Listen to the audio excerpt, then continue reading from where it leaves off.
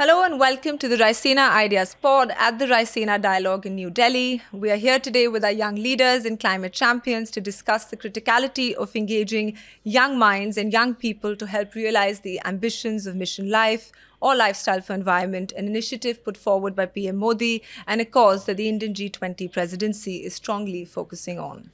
My name is Mannat, and I'm delighted to welcome to our studio Manal Bidar. She's the ambassador for African Youth Climate Hub and is from Morocco. We have Anita Soina. She is the global youth champion for the UN-hosted Sanitation Water for All. We have Neeshad Shafi, the co-founder of the Arab Youth Climate Movement Qatar. And we have Aishwarya Sharma, who's a fashion activist and the UN Global Goal Ambassador. So welcome to you all. I think before I jump into more specific questions based on each of your experience, I'd like to open the floor to a very broad question, which is on the topic of youth and life. How do you really think the youth can really help mobilize support for sustainable lifestyles and consumption patterns? In your experience and according to your work. We'll start with you, Manal. Sure. First of all, I'd love to reintroduce myself. My name is Manal Bidar. I'm from Morocco, and I'm a climate activist. I started my activism since the age of 13. Because if you're a young person today, that means that you're inheriting a planet in crisis. A planet that has terrorism, that has domestic violence, gender discrimination, all of these issues. And above it all, you have climate change, the greatest challenge that we're facing in this century. Now, why being young is also very challenging, because in the next few years, it will be our responsibility as the future leaders of tomorrow to solve all of these crises. And so you see, we're very concerned. We will be the most affected. But the question here is, are we really allowed to have a say on this? To have a say on what happens to our planet, to participate in climate solutions and solving the climate crisis worldwide? And the answer is, unfortunately, most of the time, no. If you go to the climate negotiations, to the tables like this, in which decisions are made about our planet, young people are not involved, even though we're affected and we have all the right in the world to be involved in those tables. And so three things for me that would be really critical in involving young people. The first one would be capacity building. So you see, when I started first my climate change work, and I first realized what climate change is, and I realized that climate change could be a death sentence to young people and the future generations in the next decades. When I first realized that, my frustration and anger were motivating me to start in climate change work. But then I didn't find any support. And so definitely capacity building is critical here, because it gives young people like me at the age of 30 and 40 and 20, whatever, not just young people, but it gives to all people the right and the tools and the skills they need and the resources they need in order to know what they can do and to also make a difference, either in their own community at the national level or also at the global level. The next thing is resources. So you see, in countries like mine in Morocco, we're very grateful because we have internet and we do speak 3 UN languages, Arabic, English, and French. But in a lot of other countries, accessibility to resources that are in their own language is very hard. Accessibility to resources is very hard in the first place because a lot of countries don't have internet, etc. And so basically giving young people the resources they need in order to do a change. And the resources also include funding. I'm very really concerned about the funding issue, because climate activists should not be a volunteer work. It should be paid, because I'm a student. I need to pay for my bills, to pay for my tuition, etc. And being a climate activist takes a lot of time and sacrifices, etc. And so we do need funding for organizations, for initiatives, etc. And the third point is communication, or as I love to put it, intergenerational dialogue. We need to be included in the tables in which decisions are made. We need to be in communication with all of the stakeholders, because one thing that I really discovered over the past, 6 years of activism is that, young people are doing great work in terms of climate change. And the private sector is sort of really somewhat ambitious in terms of what they do. And politicians are also trying. And then you have academia, you have scientists, you have NGOs, you have civil society, you have all of these people who are doing a lot of work in climate change. But then there's no real communication between them. And so I would really love to see sort of tables or platforms in which there would be more communication between different generations, different stakeholders, because at the end of the day, we're all affected. It's our planet. And if we don't work together and cooperate and listen to what every one of us has to say, we cannot solve it. Young people by themselves cannot end the whole crisis, but only together all stakeholders, all individuals. I mean, look at the power 8 billion people can have, but only through cooperation, communication, capacity building, and resources that we can have meaningful impact in this climate crisis. Thank you. Those are some very relevant recommendations. And I'll just follow up on that because I know you worked at the COP last year. And to what extent do you think that the COP really engages with young people and young bodies? And what more can they really do to enhance and improve engagement with young people?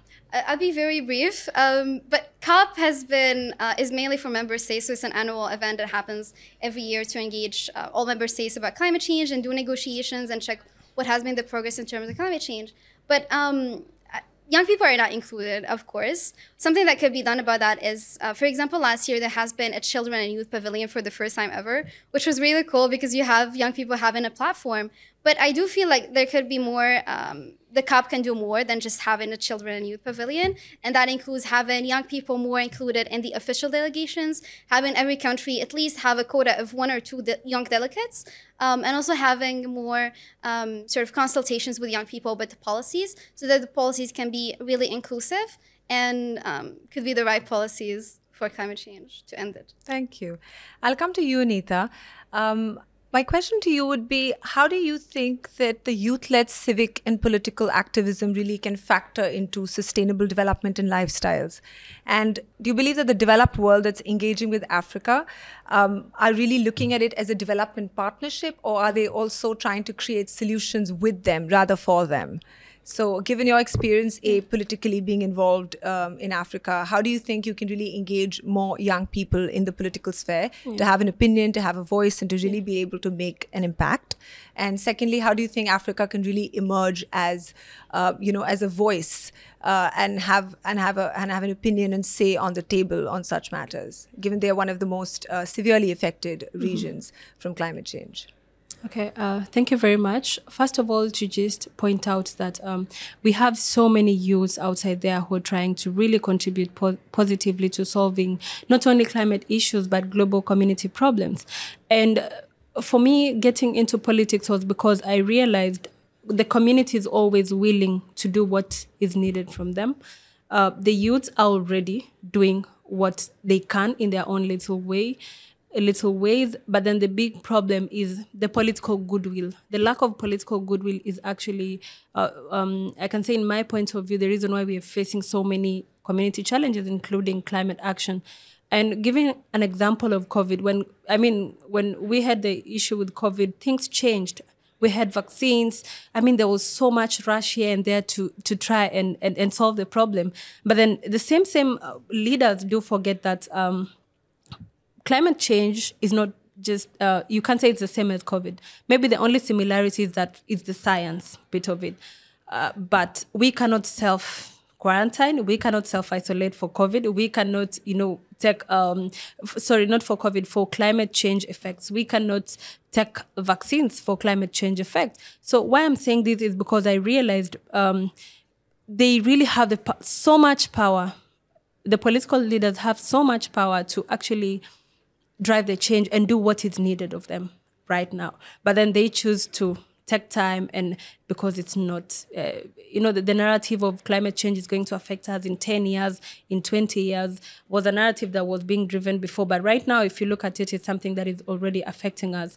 And when we talk about the youth, we are talking about the most affected groups that really didn't contribute to the climate change effects. So what I can say is we need more youths for us who are already in this space to really work hard to capacity build and to pass the education around to other youths who are not, they say climate is not fancy.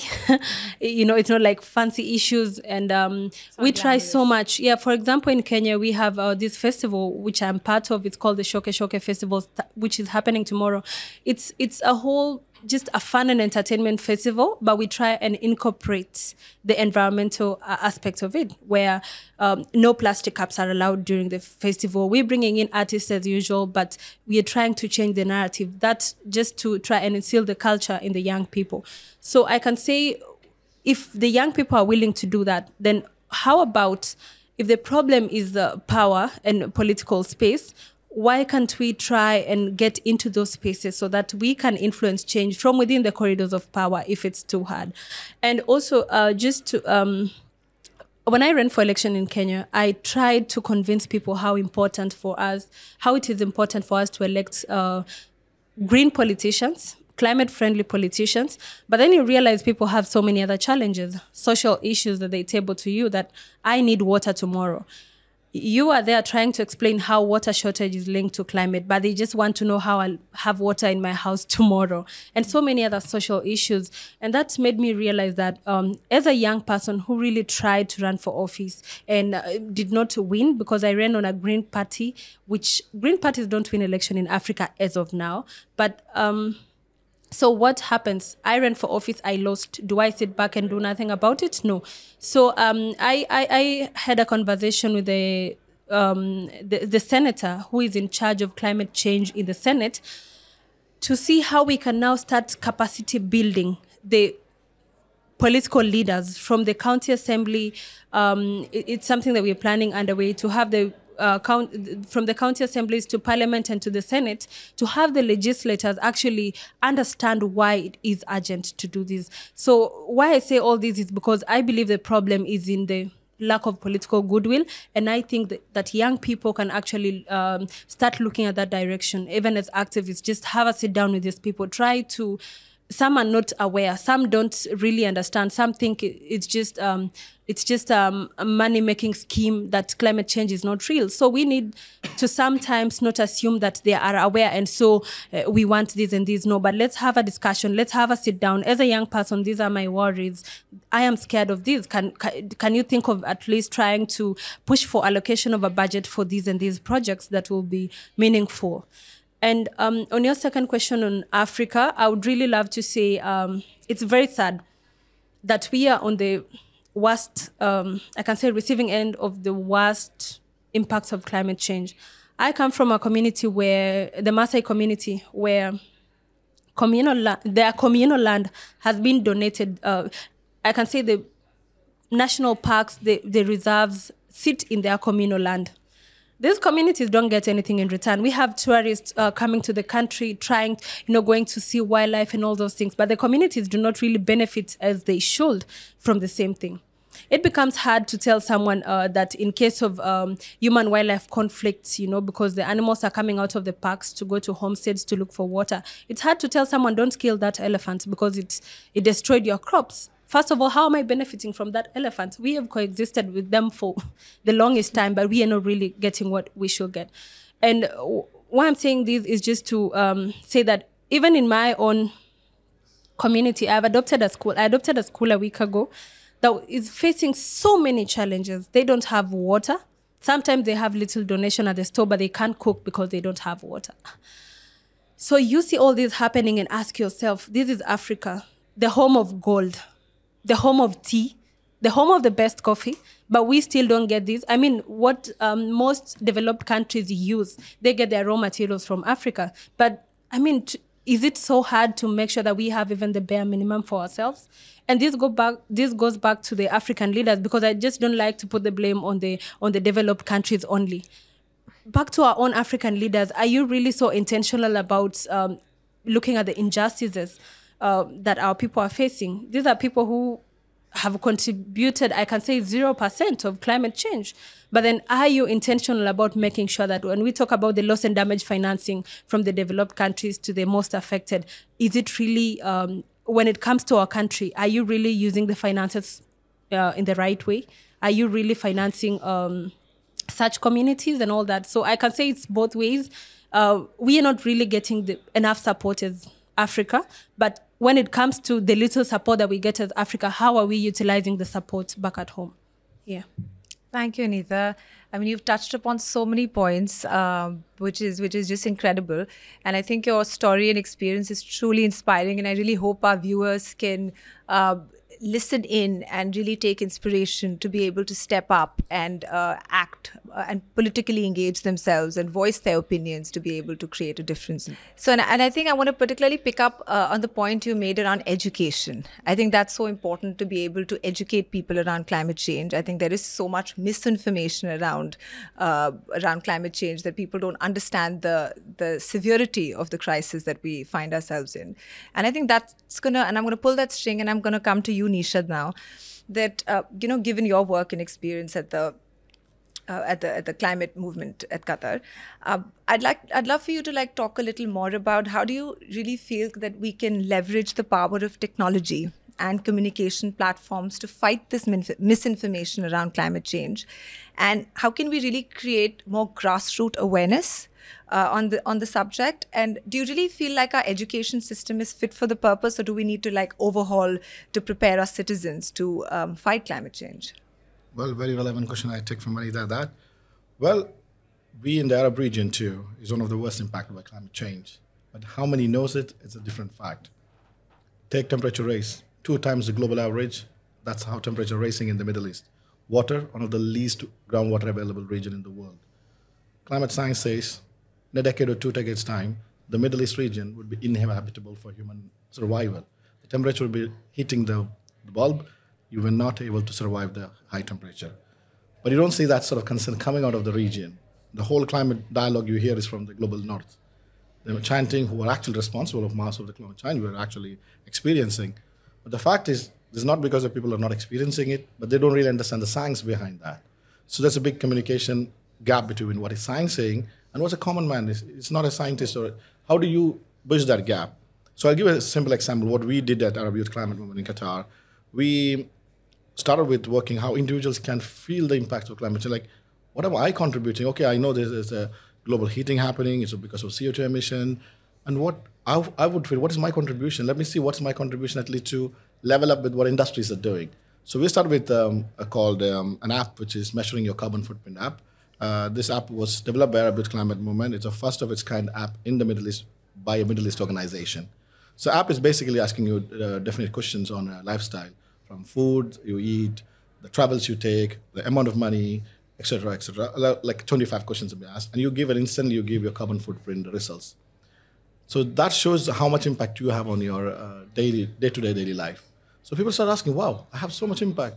This is not to scrutinize and say, "Hey, you are causing climate change." We don't want to really individually blame individuals on that you're massively causing climate change, because there's a big mammoth elephant in the room, which is the big fossil fuel industry. So what we want to try to say is this is the inputs from an individual point of view. This multiplied with 1 billion people. Now see, almost 3 times this is what the industry does. So we wanted to touch base. So they started to ask, so what is carbon CO2 to do with my food, my travel, my clothes, the meat I eat, the plant-based? So this started the students. So we actually pushed this program at the schools. Wow. So the idea was the children asked okay, so CO2 is associated with all these things I do in my life? Yeah, but your numbers are small because your impacts is too low. Your CO2 coming out of your food you eat or travel is not very great. But imagine a full fossil fuel industry only pumping out CO2. That's the level of pollution we are talking about here. Yeah. So this gave them, even non-scientist student, started to think about that area. Okay, this is CO2 from this is CO2, because you already it is calculated out. So we started a campaign with the schools telling that, okay, let's move towards a life or eco-friendly lifestyle. Just to, try to put your part, because big discussion about climate change, people still ask, what I can do for climate change? I see all this negotiation and stuff. Will the governments comply to something to reduce emissions? Okay, globally, it may or may not happen. But individuals sometimes feels like Manal mentioned, helplessness. What will I do? Will my future be really fruitful? Can I have a future where she might live more than me? So this question, we wanted to have this sort of understanding that. So ideal, that sort of project was really, I think, a good step forward to bring people who are non-relevant from climate background or young people to see, this is what I can do. This is what your footprint, to work on that. Larger contest on climate education wasn't big discussion at COP or even at any level. Since COP26 in Glasgow, the ministers of education and environment have been asked to work together to start working on the curriculums in every schools across the world. It didn't see much hype in COP27 in Egypt because, the modalities changes at each corps, the teams changes. So they didn't get massive attention how it should be. But if you ask me the relevant question, are our education system ready to talk about it? No, a big no to any part of the world. Maybe few countries which you can number with your fingers, but we are more than 190 countries. So the education and curriculum system really, really needs to revamp. We still use a very old school syllabuses in many countries where it is all about technology, technology, technology. But human side, how to be live a more environment friendly on technology, which can actually help mitigate emissions.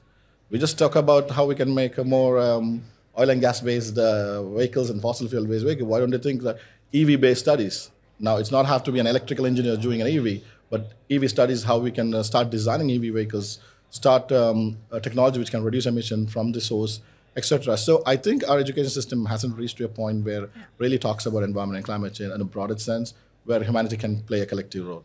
It is still at a very nascent stage, and it requires a lot of push, and it requires to be worked in a two-way. Both the climate and environment ministries work with the education department. It's not one person's role to believe, because it cannot be done in that way. And at the moment, the problem with every country is the government works very silos. Education department is education. They will work their own environment. Environment ministry works in environment ministry, and they come up with their own syllabus, which never end up in the schools. So they have their own brochures and stuff. In our countries, we have it, but that is not used by the schools because that's not by the respective ministries. So I think there is a big gap between the whole education system transforming to a greener lifestyle thing, and I think it's very important. And that has to be taken to the young students at schools. Our adults and parents wouldn't really understand this at this point of time, and it's a waste of time doing that. So let's bring with the new generation who come up with that as a part of their life. So I think that's exactly every country has to do, and education plays a crucial, crucial role in climate action. Thank you, Neeshad. And it's unfortunate, but I couldn't agree anymore. We have a long, long way to go. But like you said, cooperation and collaboration among ministries, among people, among governments is key. And Right. we hope we can accelerate that process. As young leaders and climate champions, I think we have that responsibility. I think in the interest of time, I'm going to move to Aishwarya now. So Aishwarya, you're a social media influencer. You have a large, social media following. How do you think that you can utilize, you and many other influencers around the world can really utilize that influence and power to be able to nudge and encourage their followers and the youth in particular to think more sustainably, to act more sustainably? So how do you think you really look at your position as a social media influencer in this whole landscape? Great. I think it's a great space to be in. Great space for all of us, where we are not just talking about ambition, but implementation as well today. I think I would start by touching on a report by UNESCO, which said that according to them, the media's traditional three roles are informing the audiences, acting as watchdogs, and campaigning for social issues.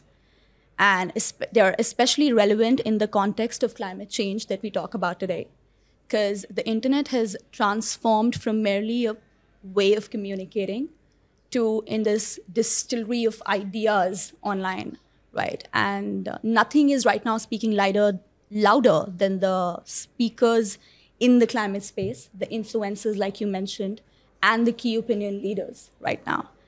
Social media has been a place which has helped humans to communicate better, but right now it has also helped us to communicate the dangers of climate change that is happening all around the world.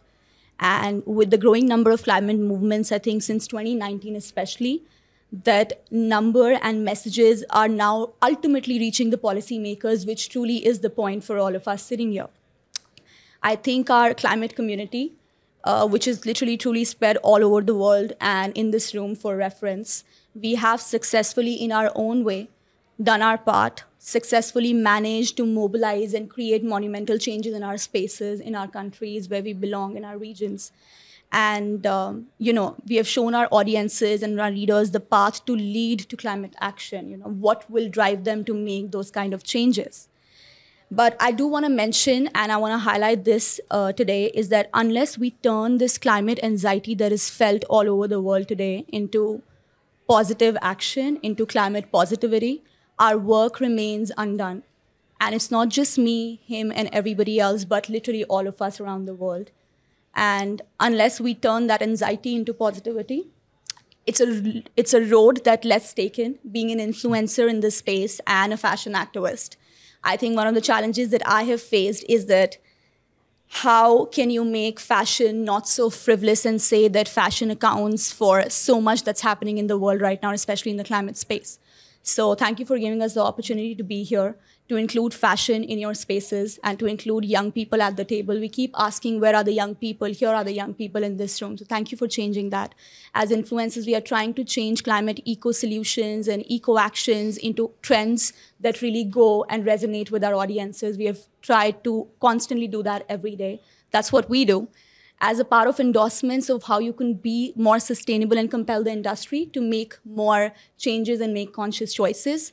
For me, I have pledged to never work with fast fashion brands ever and promote only sustainable clothing at the cost of profit. So for me, it's people over profit. And I think that is a sentiment that I think has to be felt right now by everybody, by policymakers, by people in this room, one and all, that we have to prioritize people over profit in order to make any monumental change going further. And I think it is coming. So yes, thank you so much for having us here. And Thank you, Aishwarya. And I think there's so much more that we can talk about. Absolutely. But we're at the end of this discussion. So thank you all for being here. It was an absolute pleasure for us. And we will continue this conversation outside this room. absolutely.